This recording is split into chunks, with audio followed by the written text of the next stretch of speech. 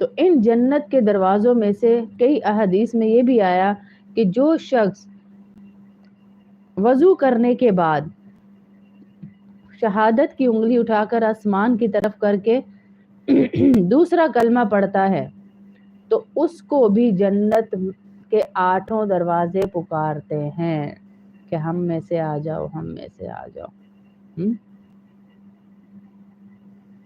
تو ہم بھی انشاءاللہ چھوٹے چھوٹے اعمال کریں۔ اور اللہ کے نبی صلی اللہ علیہ وسلم ایک دفعہ جا رہے تو اس کے اوپر تھے، سواری پہ بیٹھنے لگے تو اوپر دیکھا اور دیکھ کر کہا سبحان اللہ، لا الہ الا اللہ، اللہ اکبر۔ کم و بیش الفاظ ہیں، اکثر احادیث میں آگے پیچھے ہوتے ہیں۔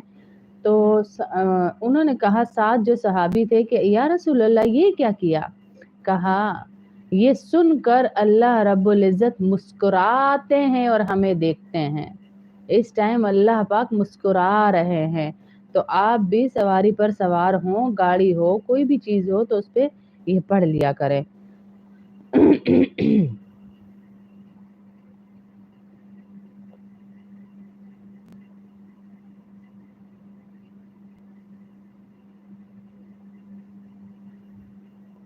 اچھا، آج ہم پڑھیں گے سورہ مائدہ کا 6واں رکوع۔ میں تھوڑا سا اس لیے بتا رہی ہوں، پہلے ساری بہنیں جمع ہو جائیں پھر انشاءاللہ شروع کرتی ہوں۔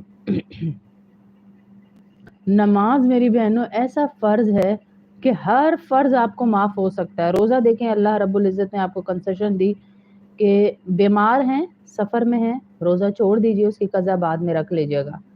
روزہ چھوڑ دیں، سفر میں، بیماری میں کنسیشن دی آپ کو دین نے، اسلام نے، اللہ نے، یہ آپ کو تھوڑی سہولت دی۔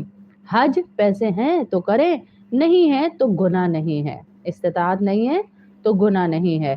ہر فرض میں زکوٰۃ نہیں ہے، پیسے تو فرض نہیں ہے، واجب نہیں دیں گے آپ تو گناہ نہیں ہے۔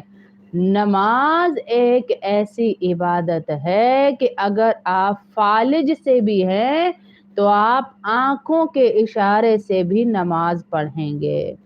اگر آپ فالج سے بھی ہیں تب بھی آپ پر نماز معاف نہیں ہے۔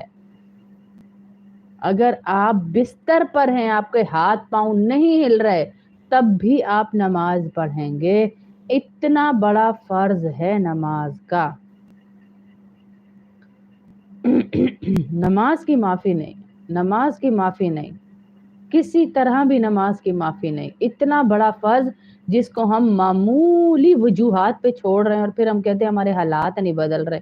حضرت موسیٰ علیہ السلام اتنا بڑا مجمع لے کر گئے کہ یا اللہ ہمارے اوپر قحط آ گیا ہے، ہمارے حالات ختم ہو گئے، ہماری وہ آسائشیں ختم ہو گئی۔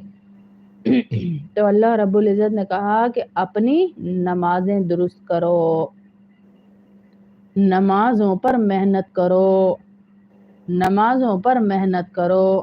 جیسے بتایا تھا نا کہ اتنے سال ایک نمازی نمازیں پڑھ کر جا رہا ہے، 60-70 سال کا نمازی اللہ کے سامنے کھڑا کیا جائے گا اور اس کی ایک نماز بھی قبول نہیں ہوگی۔ صحابہ ہل گئے، یا رسول اللہ ایک بھی؟ کہا ہاں ایک بھی قبول نہیں ہوگی۔ کیوں؟ کیونکہ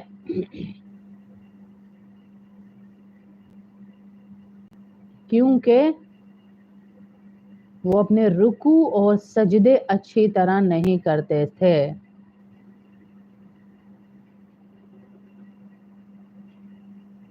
سجدے اور رکوع اچھی طرح نہیں کرتے تھے، اس وجہ سے ان کی نماز قبول نہیں ہوگی۔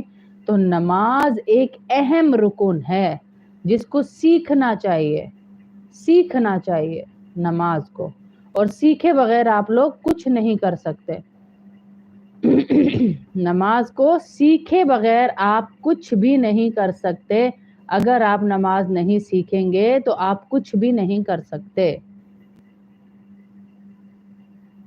اللہ سے مانگنے کا واحد ذریعہ ہے نماز، واحد ذریعہ، بات کرنے کا واحد ذریعہ ہے نماز، واحد ذریعہ۔ وہ بھی ہمیں ٹھیک سے نہ آئے، رکوع اور سجدے ہی نہ کریں۔ کتنی دفعہ میں یہ حدیث بتا چکی کہ اللہ کے نبی صلی اللہ علیہ وسلم نے کہا بدترین